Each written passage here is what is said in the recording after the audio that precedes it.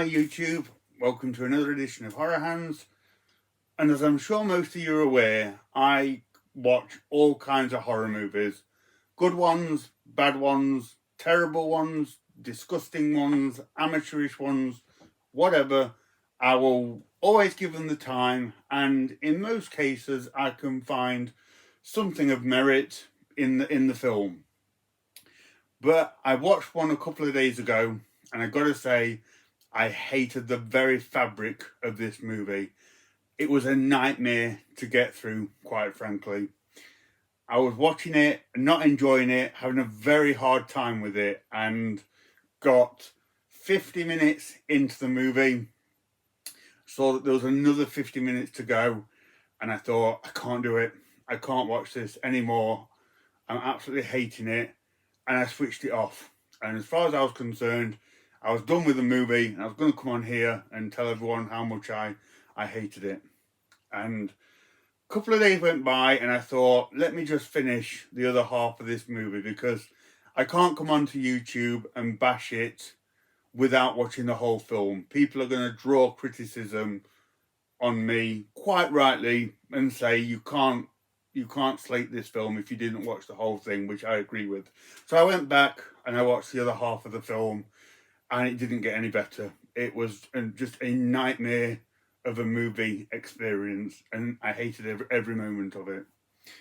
So the movie in question is the quite recently released Skinamarink, which is doing the rounds on the internet at the moment, and it's getting some good reviews, I will say.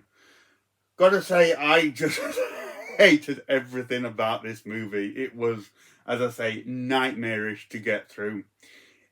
It is about, I think, about this couple of really young kids that find themselves trapped and lost in this big house, whilst there's this weird, creepy entity stalking them and terrorizing them.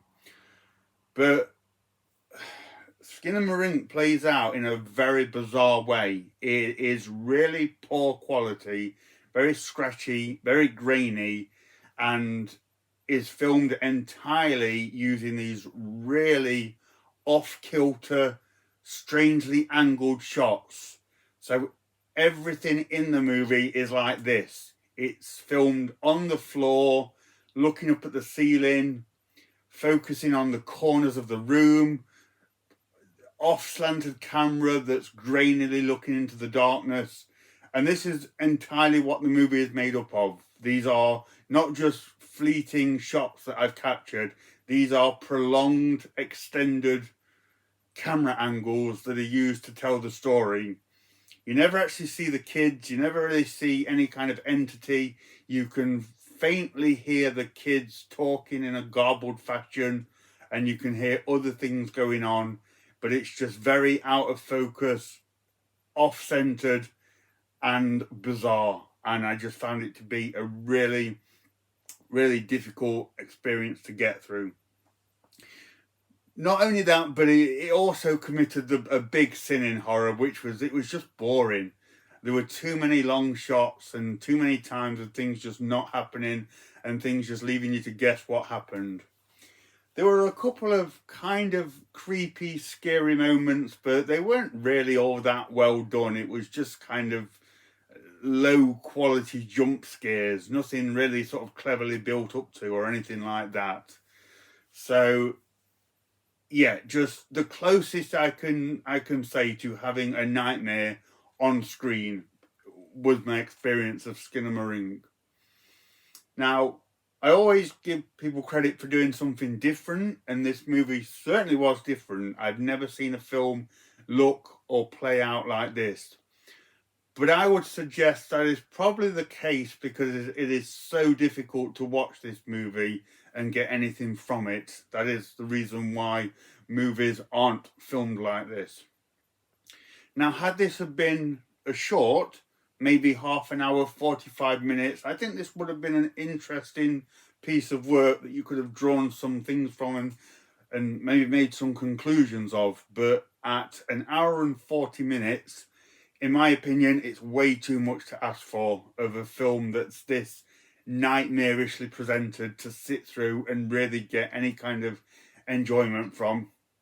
I don't know, it just did not work for me. And as you know, I'm a huge horror fan. I'll watch anything. But yeah, this one was just a no from me. Had I not have wanted to do this video, I wouldn't have returned to it. I wouldn't have watched the other half. It would have been one that I just switched off. But I did go back and watch it. But the movie didn't pick up at all for me. It was a nightmare to get through. And I just find it an interesting one because you will find plenty of really positive reviews of this on the internet. It has taken the community by a bit of a storm, and people are kind of liking it and talking about it and getting something from it, which is great. I'm glad that people have, but for me, this one is just inaccessible. It was virtually unwatchable, and I don't want to return to it. So this is an interesting one. I'll put it out here on this channel. If you've watched it, let me know what you think. Did you hate every minute like I did, or did you get something from it? If so, please let me know, and let me know what you liked about it. I'd be really interested to know. But yeah, boy was this an experience, but not one for the best. So yeah, unfortunately, Skinamarink didn't work for me. Wasn't my kind of movie at all. And it's rare that I come across a film that turns me off so much, but that's the way it goes sometimes. So thank you very much for watching, and stay tuned for more videos.